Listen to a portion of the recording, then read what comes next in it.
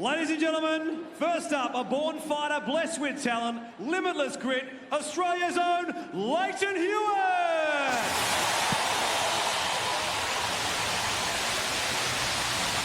A hero still in this part of the world. Lleyton-Hewitt is still going at the ripe old age of nearly 40. And we're looking forward to seeing what the great man on one of his favourite courts. With an innate ability to return anything from the baseline, he's a favourite here in Australia. From Serbia, Novak Djokovic! So good to see this man back on a tennis court. The former world #1. He's back in Australia where he's dominated the Australian Open at his absolute top. He was good today at Kooyong. Fantastic to have him a part of tiebreak 10s. When this guy gets hot, watch out. From France, Lucas Pouille!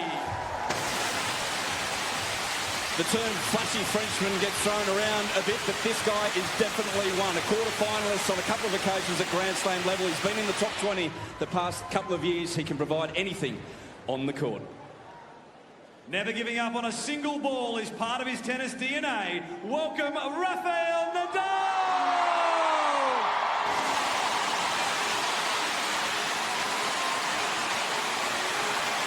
The world #1 was fantastic at the start of last year, making the final in that epic against Roger Federer, winning another French Open, winning a US Open. He's here to win another Grand Slam. This is the perfect warm-up. One of the tour's most experienced players and much love here in Melbourne from the Czech Republic, Tomas Berdych.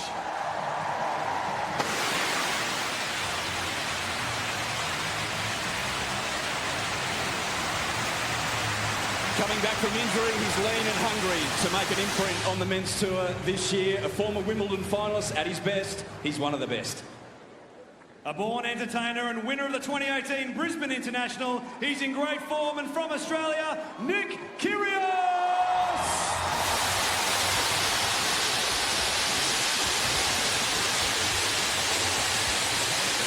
This kind of format was almost invented by a guy like Nick, I reckon, just made for it. He loves a show. He's going to put one on here. This is the court in which he announced himself at the Australian Open a few years ago. With a serve that puts fear into any opponent, standing over 6'4" from Canada, Milos Raonic.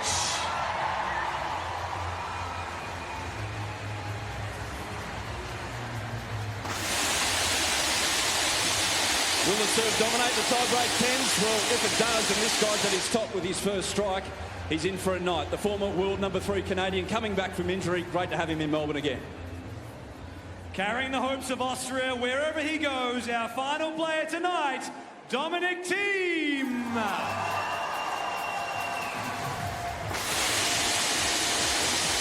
He's been so consistent over the last couple of years, now firmly entrenched in the top 10, #5 in the world, semi-finalist at the French Open last year. He's keen to make an imprint here at the Aussie Open this time around. Ladies and gentlemen, your tiebreak 10 combatants.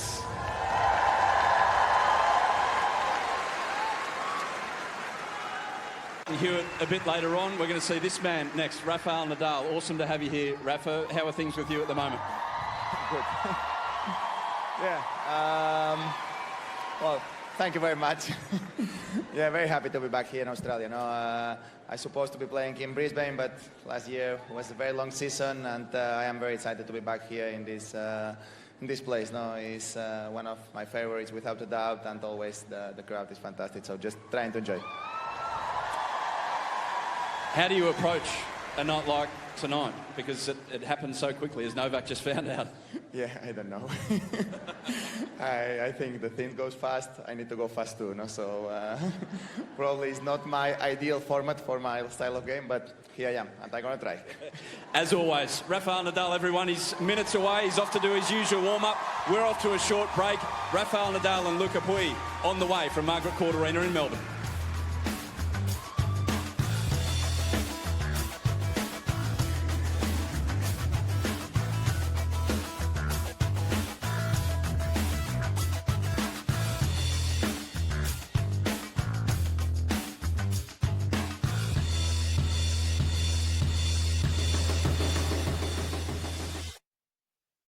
paper, scissors, rock to decide who serves first. Luca Pouille is going to serve first in this one against Rafael Nadal, Pat Cash. Well, I'll tell you what, Luca is, he's beaten Rafa Nadal. He's beaten Rafa Nadal in a stinking hot day in the US Open in 2016 over about 6 hours, 5.5 hours. They were dead. It's slightly different today, isn't it? He's got absolutely no time to get his way into the match. But Rafa can be a little bit of a slow starter, and that's the exciting thing about this event is that, as we just saw, and he a good start and gets good balls. There's not endurance is not involved in this. It's all about the sprint. Let's get our second match underway. Upstairs to Wally Masura and Jason Goodall. Thanks very much, Adam. Yeah, fantastic match in prospect this, because they play different styles of tennis, don't they? Wally Pat was absolutely right. That match in New York was a phenomenal one, which Pouille eventually won. What about just the one tiebreak? Who does this format? I think Rafa is such a boa constrictor by nature, isn't he? He just wants to kind of wrap himself around an opponent, and over time he just squeezes the life out of them. So he will have to, you know how cautious Rafa is at the start of the match? You may not see a forehand line for about 45 minutes. For play. He'll just hook it cross, wear his man down, and then finally he'll start to use the full court. But tonight he's almost got to play against his personality. He's got to play against type. He's got to stand up, take that backhand on the rise, rip a few of those backhands across court. That comes more naturally to Pouille. He's more of a shot maker. Ready, play. Pouille to get us underway. I'm going to call him the Frenchman. I just can't seem to get... You can't do the Pouille? Yeah, my mouth around the Pouille. Pouille. Pouille. Yeah. No, you did well there. Is that all right? Pouille.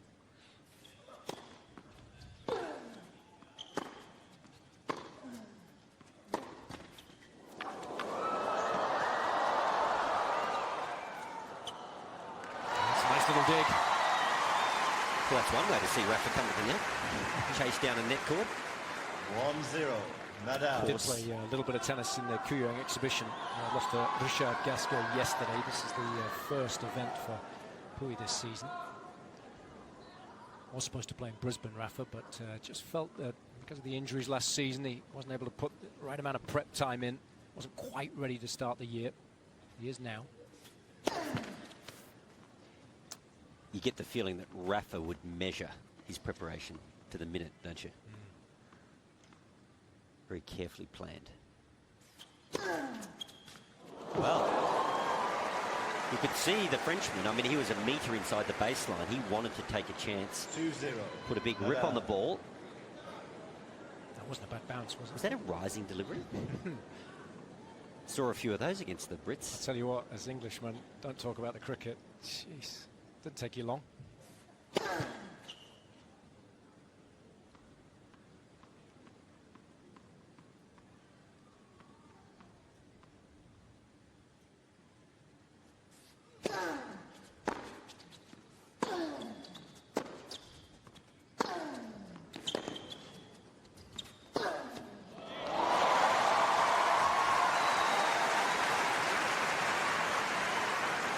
If you've ever got a chance to see Rafa live, this forehand, it is just vicious. Just the weight of shot does damage. It's not even the placement, just the revolutions.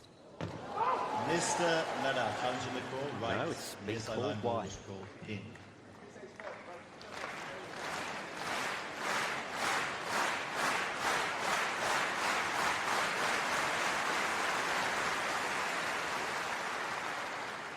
Just wide.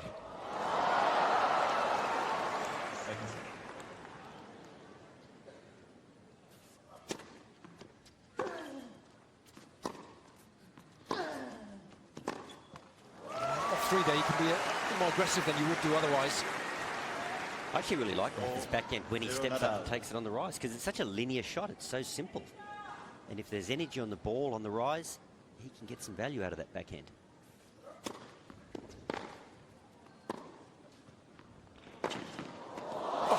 What a shot. When you've got a left arm like a lobster claw, like a crab claw, you can just generate pace at end range. I mean, have a look at this. He's not even in screen. I'll tell you what, that was a massive forehand, wasn't it? It's I watched him at Kooyong yesterday, and I tell you what, the intensity today is even more so. And Rafa's always intense. There's a lot of wind the other day in Kooyong. He's still in here, his roof is closed. He's seeing the ball really well, Rafa. Kashi, I think Rafa's as strong as you. I'm going to go out on a limb. I think he's nearly as strong as you. Not many are, that's for sure. But, the perfect start. 6-love. I mean, if you're Pouille, what's your thought process here? Well, I think you're just looking at that big, comfy chair and thinking, I could be back here any minute. Hard to see Rafa losing from here, isn't it? 6-0. So interesting, though, wasn't it? Right from the first point of the previous tiebreak between Djokovic and Hewitt, Rafa was already warming up, wasn't he? Already going through that process of getting ready to compete. Like physically, but already asserting himself emotionally too. Little shank from Rafa, but he'll take it. But you know what you just said there, Jason, asserting himself. Now, certain players in every generation have unbelievable court presence. I think Rafa's the man in this generation. Roger's got that presence through just his sheer pedigree and record, but physically, Rafa gets on the court and he imposes himself.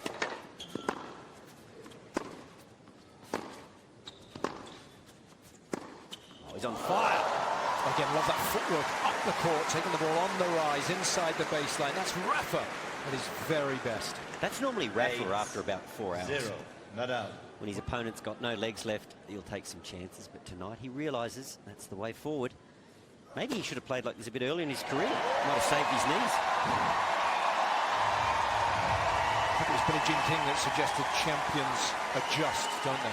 Yeah. They're able to take into consideration whatever the circumstances are, Nadal. do whatever's required. That's what Nadal's done so far this evening. And lucky for the Frenchman, because down here in Australia, Jason, if you lose 10-0, you got to drop your pants. He gets to keep his clothes on.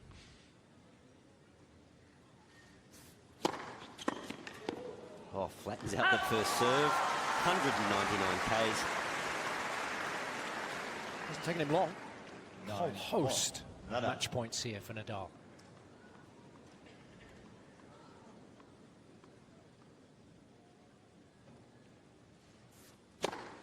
Oh, perfect time. Game, set and match. Nadal. Won't take him long. Nadal certainly hitting the ground running this evening in the tiebreak tens. Getting the better of Luca Pouille, 10 points to 1.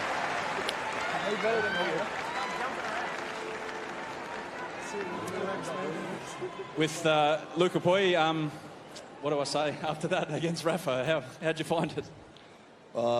Not very fun, actually.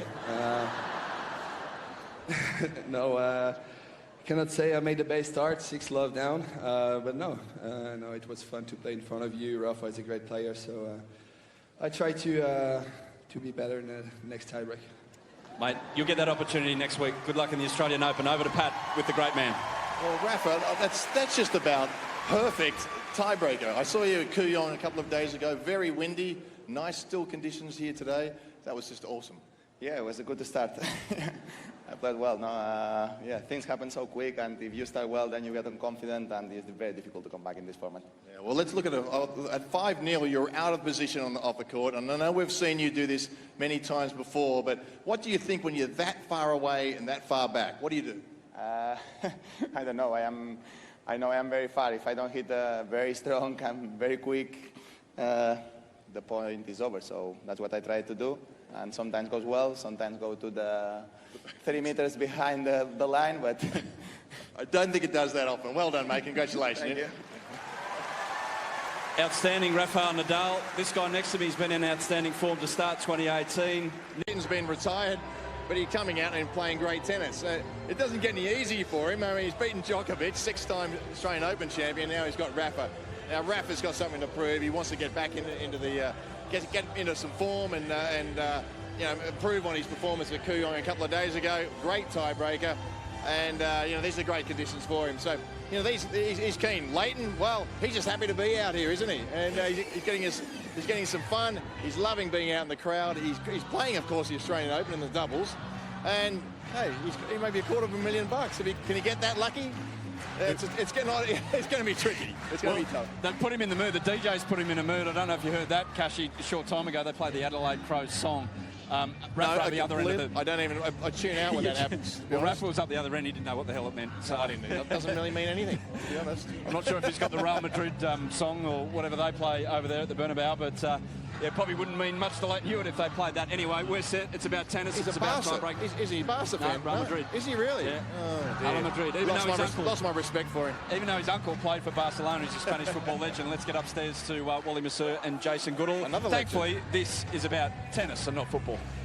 Thanks very much, Adam. I don't know what you're talking about with the Adelaide Crows. I'll leave that to you, Wally. But the one thing that Lleyton will need to do in this particular matchup is serve well, which is exactly what he did against Djokovic. He did, and we spoke about Lleyton, right shoulder around left. So he loves that slider out wide on the first court, and he did it with great effect. And it's not about pace, it's about accuracy, isn't it? Close to the line, and then when he's got Novak looking for that wide forehand, bang, ace down the middle. So that's how he operates. It's always been the case, hasn't it? As you suggested earlier, the low trajectory, the slide through the court, it's always been difficult to return. And players don't like it. And do you remember the match point against Novak? We saw it in highlights in slow-mo. His backhand, he shuffled it down. Novak had to pick up the backhand from below knee high. He didn't enjoy it. To serve. So the majority of the current players like the ball bouncing up on them. There is Lleyton's son, Cruz. He's a Hewitt through and through.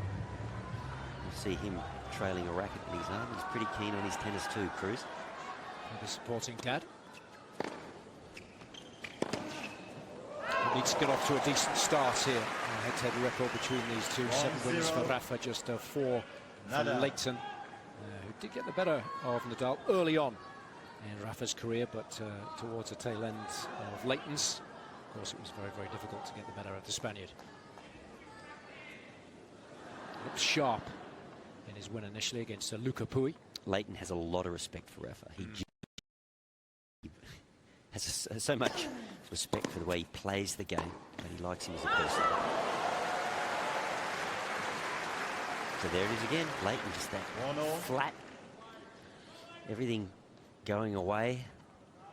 Yeah, that backhand return, certainly his best, isn't it? Yep.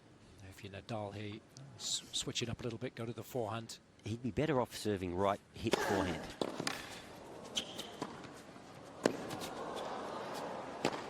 Nicely done, especially to the right court, because that opens up the court for the first ground stroke, doesn't it? Yeah.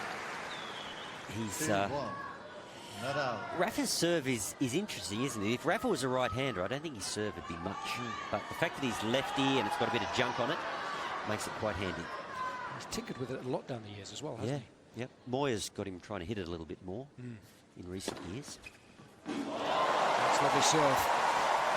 Still got plenty of support here. How's he doing as Davis Cup captain? Fantastically well. Look how low that's a little dart, isn't it? Look, fantastically well. He's approached that role with the same sort of vigor that he approached his tennis. He's very hands-on. He's working hard to get a result.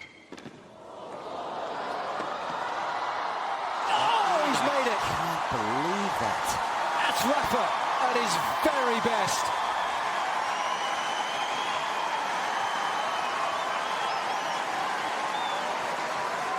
And look, Lleyton, he makes this backhand volley. I mean, he had to dig it out, but he probably thinks, look, I've just got to dig it out and make it. I mean, he's not even in shot there. Look at the distance that Nadal had to cover there and still had so much to do. I reckon he got the last string on the racket. Wow. Amazing dig. Nadal with a 3-2 lead. But you know what? If you chase that every day in practice, you may just make it in a match. And that's what Rafa does.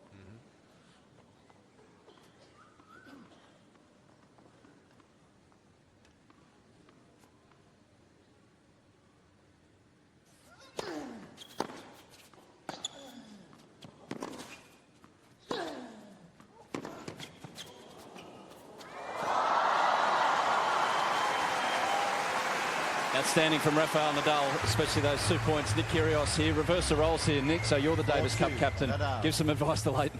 Mate, he's playing some good tennis at the moment. He can't really do too much more, but you know, it's early days here. We'll see if he can turn it around.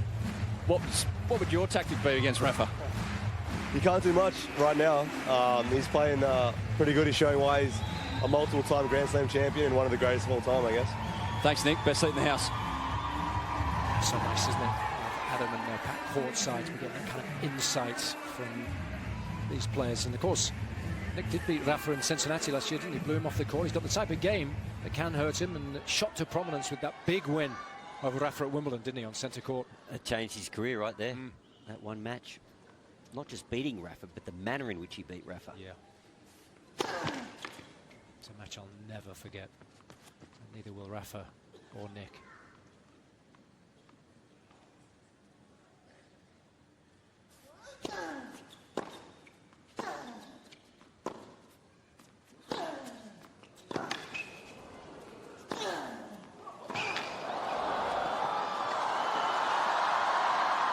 Brilliant. He'd be disappointed, Lleyton, because he was balanced. I mean, he'd done all the scrapping. And he's got a world-class lob, hasn't he? Oh, he does. He would not. He'd be disappointed in this, because this is Lleyton at his best. Yeah, I'll jag it back, I'll do whatever I can. But have a look here. He's actually balanced. A bit more tennis under his belt. He whips that over the head of Rafa. Again, it was a nice aggressive court position from Nadal throughout the rally. Good to see. Good angle, low camera angle. Look at Lleyton's ball flight. Rafa's got to hit up on everything. He's got to push the envelope, hasn't he? Like there. He's got to force Nadal into error. 5-3. Nadal. Just out of the corner of his eye there, Nadal, I'm sure, seeing Lleyton surge forwards, tries to do a little more with the slice backhand. Had Lleyton stayed back, wouldn't have missed that. He's played well here, Lleyton. He's playing well. He's not far off the pace. Oh, he's really enjoying it, isn't he? Perfect format for him, really. Made it. It's a wonderful strike. Oh, no, it's been called out. Hewitt challenging the call, left far sideline. The ball was called out. How was it? I've lost confidence after my Dominic Thiem call. Well, Hewitt needs it, that's for sure. What about a hometown call? Lleyton's pretty positive here. And that's why. Oh, gets it. Lovely combination. Big swing, isn't it? 5-4. Nadal. 5-4, 6-3 if it's out. Massive swing.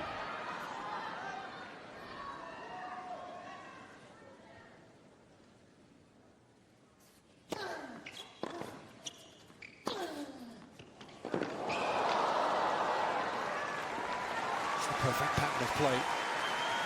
Left-handers, an awful lot of prize money down the years. So we talk about the trajectory of Hewitt, but he floated that one a little bit. Rafa got the ball to bounce up above waist height and look out. He just brushes so sharply up the back of the ball, the bounce is so hard to deal with.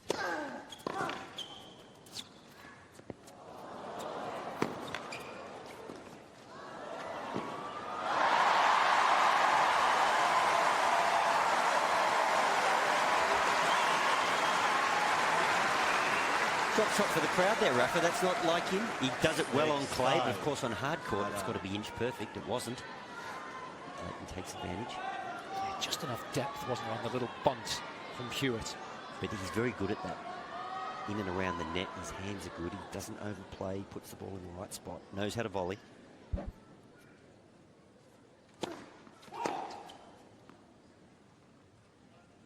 He's pushed the envelope on second serve, Lleyton.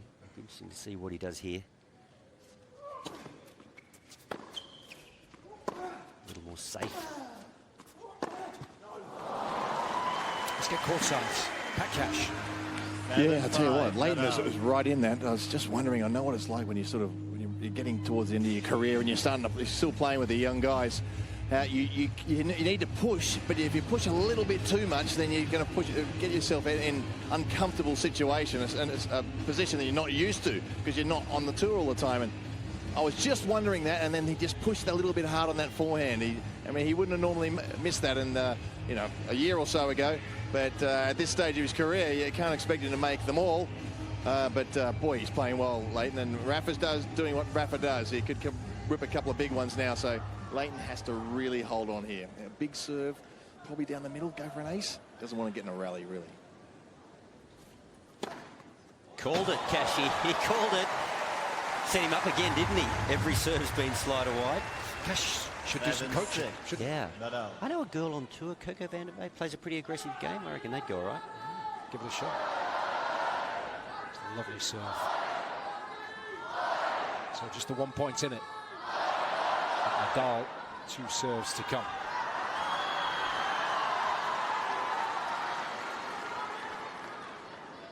Lleyton is enjoying this. He misses competing, doesn't he? It's obvious.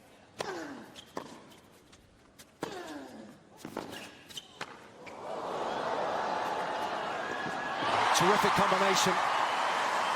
Hewitt is on fire.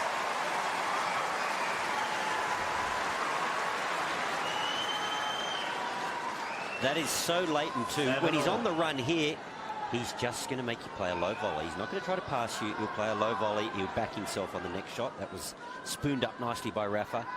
His old instincts are there. Now, this is interesting. At least pressure back on Rafa.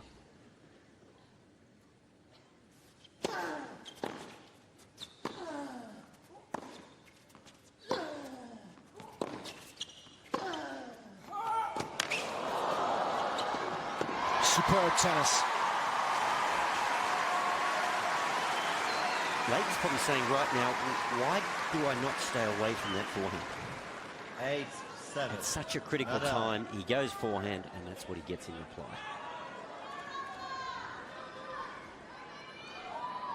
Sneaky good at the net, Rafa, isn't he?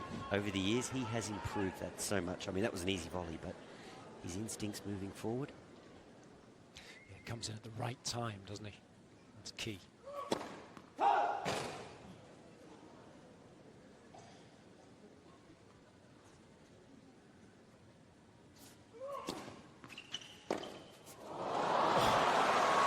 Just the one shot that sometimes causes him all sorts of problems. Timing way off there.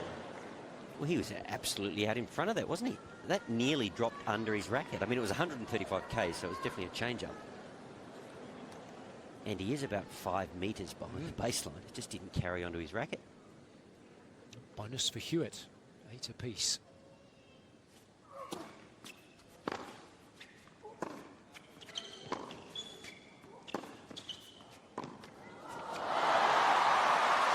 Such a sensible point that constructed it.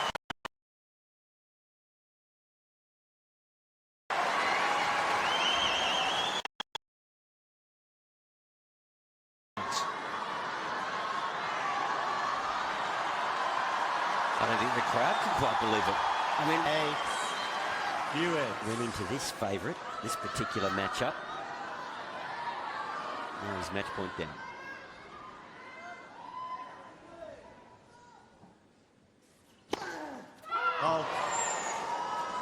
Does he take a chance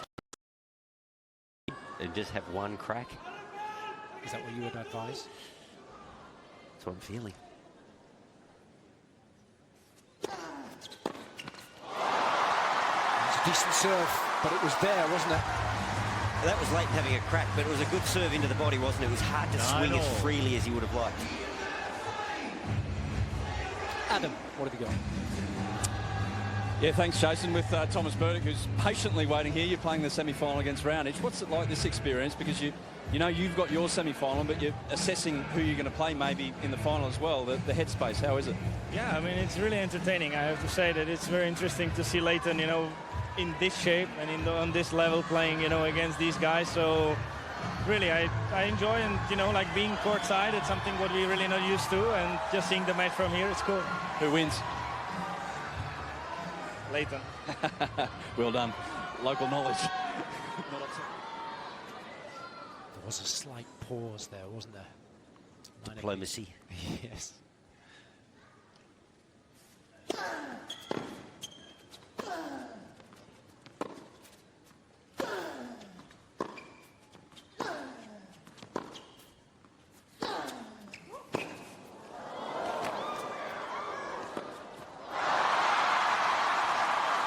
Shame. So there it is in reverse. Rafa, nothing on the slice, just didn't carry through for Lleyton. He got out in front of it, dragged it into the net. Nadal. Might have been better served just to slice it back himself, stay in the point. Throw the pressure back on the Spaniard. How quickly it turns. Match point, Rafa.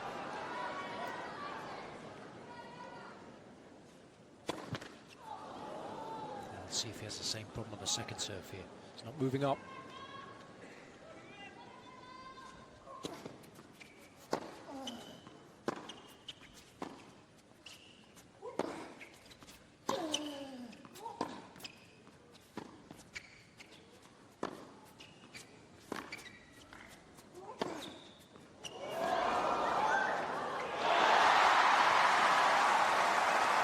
Rafa goes cautious on us. What was that, 4 slices in a row? I mean, it was good tennis from Hewitt, kept him on the stretch. Again, didn't do much with the return, did he? It was only 128 kilometres an hour on that second serve. There for the taking. Yeah, you got to step up and take that on the rise, don't you? 10-all, remember, got to win by 2.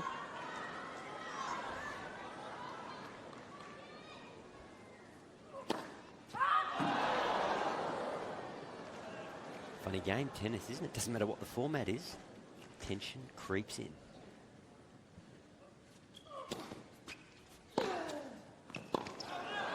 It's a brilliant return.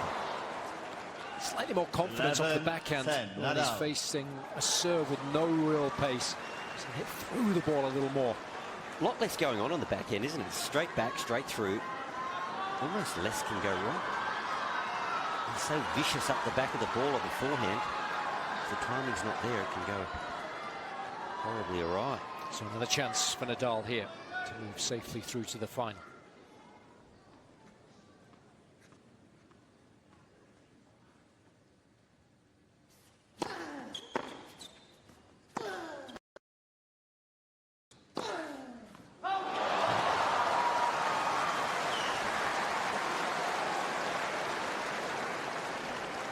It's doing well to hang around. 11-all.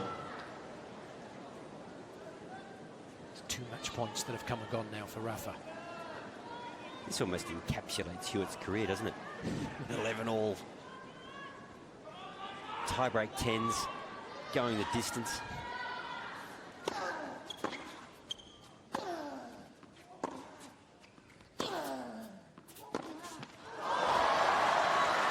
Love a do-over there. That's what Pat Cash was talking about. 12, Just 11. how hard do you Nadal. push?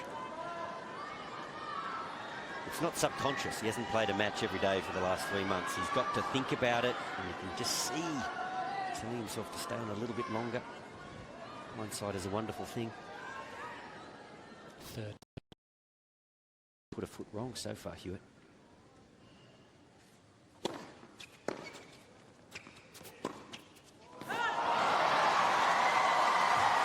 It's Rafa who moves safely through to the final. The $250,000 now within touching distance for the Spaniard. He gets the better of Hewitt, who of course did have match point along the way. Terrific effort, but it's Nadal who's safely through. With Lleyton Hewitt, Lleyton, you do realise he's world #1 and you're retired, right? That's ridiculous tennis from yourself. How did you find it out there? It's just the whole night's a lot of fun for me. You know, when you retire and you know, you miss playing in these big arenas against the best players in the world, and this is the format that gives me some kind of chance to come out here and win a couple of points against these guys. So, you know, for me, it's just a big thrill to be a part of it. And a nice little tune-up for the doubles next week as well with Sam Groth. Thanks very much. Lleyton Hewitt, everyone, outstanding tonight. Over to Cashy with the winner.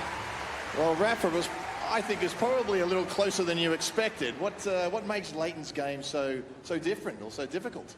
No, I expected a very tough match. No, it's not, no doubt about that. No, Lleyton is one of the greatest competitors of this sport, and he's still very fit. So, very happy to see him playing on this court again. So I was very excited to play here again, especially here in Australia. So, yeah, I wish him all the best for the doubles.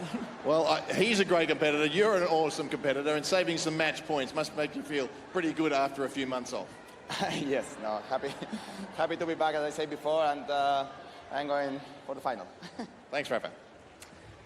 He shall prepare. We're off to a short break. So Rafael Nadal, I don't know if you can have an epic in tie-break 10s. If you can, that was it against Lleyton-Hewitt. Outstanding tennis from both men. Off to a short break, the second semi. Raonic, Berdych on the way.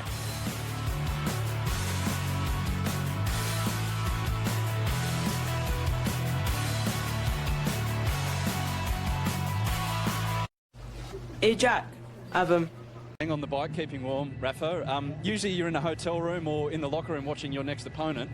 What's this experience like, and what are you seeing from both Tomas and Milos?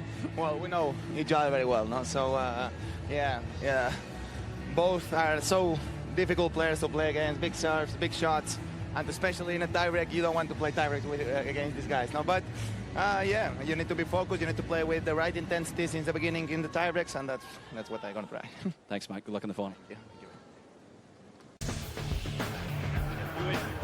You're watching live coverage of the tie-break 10s here in Melbourne, and it all comes down to this. Nadal winning the rock-off. He wasn't quite sure he'd done that initially. That's all part and parcel of this new format of tennis that I hope you've been enjoying all evening. And these two have certainly played some sensational tennis so far. From what you've seen, Wally, this evening, which of these two do you favour in this final? They've probably struck the ball the cleanest, haven't they? They're through to the final. They don't have the biggest serves on display tonight, but they probably hit the ball the best off the ground. Rafa's moving beautifully. There's not much between this. I favour Rafa just.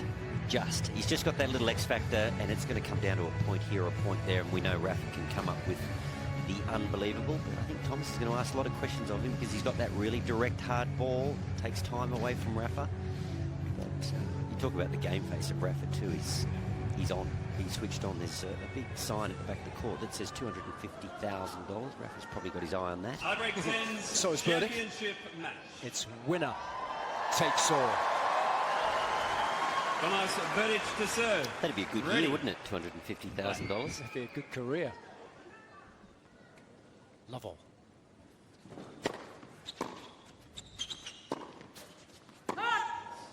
Let's get courtside for our resident experts. Pat Cash, what do you got? 1-0 Nadal. Well, yeah, it's hard to go past Rafa, isn't it? But you know, these conditions actually, as seen through the night, suit Tomas.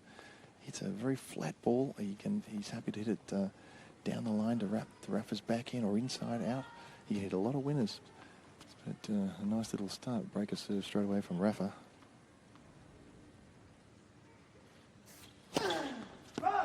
He's got a decent record against Berdych. He's won 19 of the 23 matches that they've played on the ATP World Tour.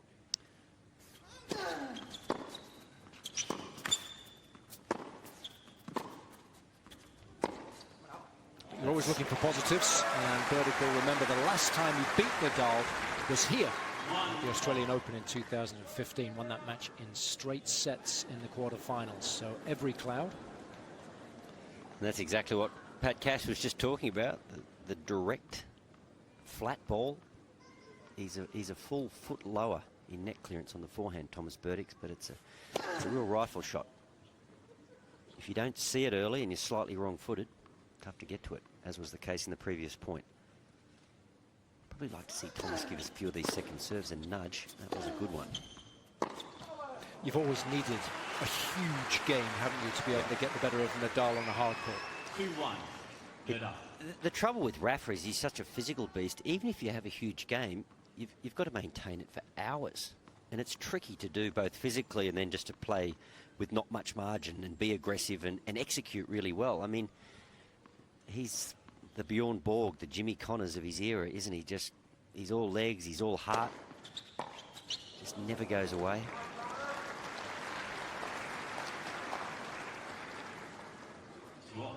Berdych's played with great fluency this evening. Very little to lose. But now, of course, a very different scenario with all of that money on the line.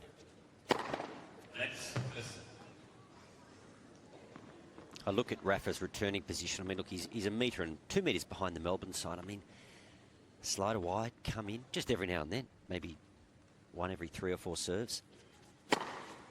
Surely you're going to get a volley into the open court, just the element of surprise. But that's not really part of Tomas's repertoire. It's how he closed the match out against Raonic earlier this evening.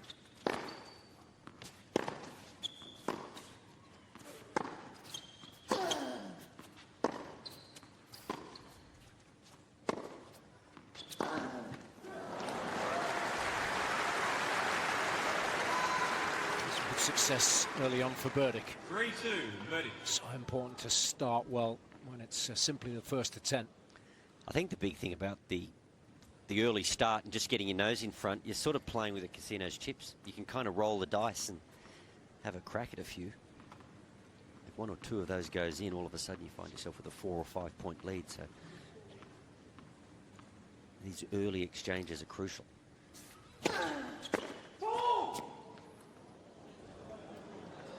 Nadal is challenging the call on the right service line. The ball is called out.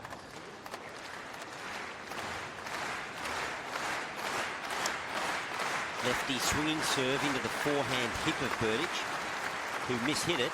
Was it off the line? Yes, it was. Oh, just. What's that, a millimetre? Point for Nadal, 3-all. 4 millimetres, so plenty of margin for error there. Both players will be delighted with the start that they've made here. Ready, mate. Adam. I think you heard me just then. Sorry, Jason, I wasn't getting impatient or anything. Lleyton, how do you see this matchup between the two? What does Tomas have to do exceptionally well in the next few points to make sure Rafa doesn't get on a bit of a roll? Yeah, well, as we spoke earlier, he's got such easy power. He's got to serve well, though. If he can make a lot of first serves and get the first hit in, he's got to get Rafa on the run. We know how good Rafa is, moving at the back of the court, but you know he's got to try and open up that backhand as best as he can. Has much changed the way he hits the ball in 13 years when you kind of first played him here at the Aussie in 2004? Not really. You know, the way he came about when I first saw him with his forehand was quite incredible. He was the first person that really took that bigger cut of the ball and the spin that he got off the court, and he still does it today. Very well. Cheers, Lleyton.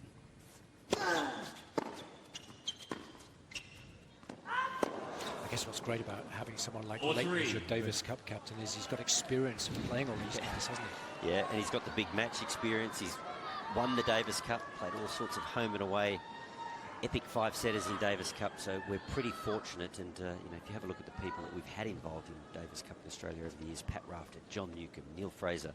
You? Yeah, well, I snuck in there for a year, but it is terrific that our ex-players want to get back involved in that capacity. They've got a lot to offer. These two have certainly had much to offer throughout the course of the evening. Filled us with some fabulous tennis. But it's Berdych, who's got a little bit of a lead now, halfway there, 5-3.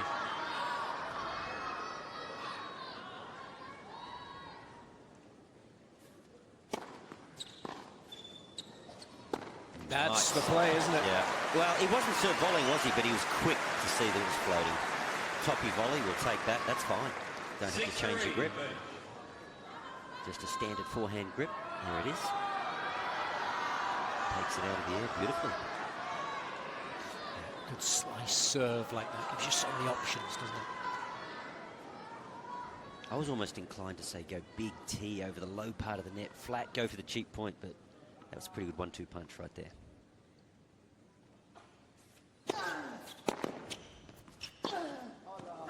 Nadal's in trouble now. So he pulls the trigger when he's down on the scoreboard. He's got a deficit, a little more pressure. 7-3, Berdych. Must-win points for Nadal, this.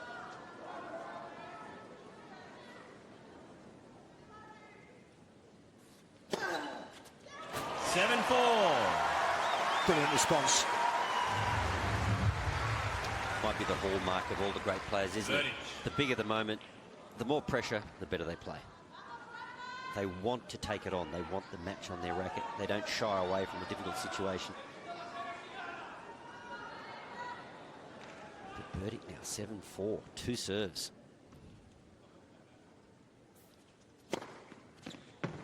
That's wide. Mr. Nadal is challenging the call on the right. I'm going out on a limb. I'm saying wide. The ball is called in.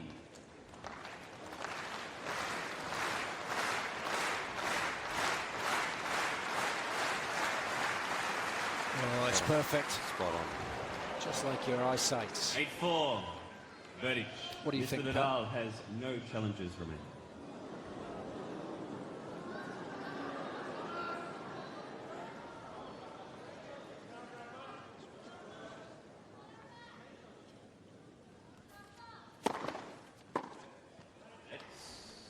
And we should be changing ends, guys. Let's change it. That's what I thought. Well, you called it up here. Yeah. I thought I'd suddenly got something wrong there. He's up to the umpire, isn't it? Not the player's fault.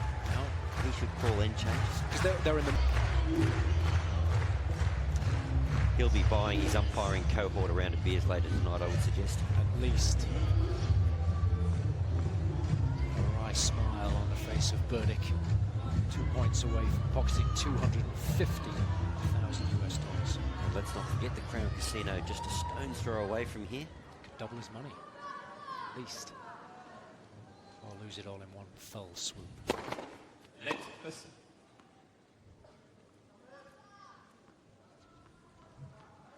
Okay, he's gone tee twice, same result. A net cord.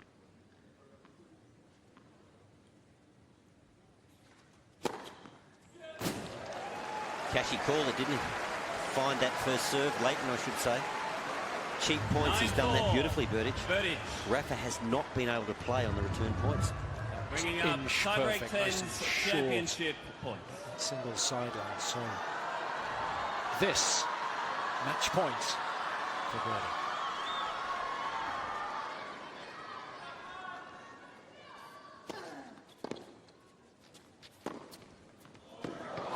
It's a nice response.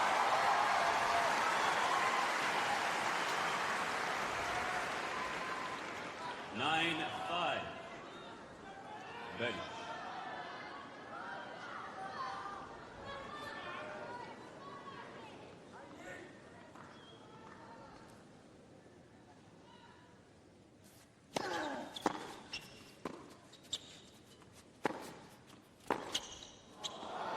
He's missed it. And it's Tomas Berdych. 10 points to 5. Who's the tiebreak 10's champion here in Melbourne. And he will leave this evening $250,000 richer. He's played some fantastic tennis throughout the course of the evening and thoroughly deserves his victory. He's been faultless, really. Got off to a perfect start in most of his matches by a better player. Berdych hardly put a foot wrong. Initially 10 points to 8, beat Dominic Thiem 11 points to 9, and he's finally been able to get the better of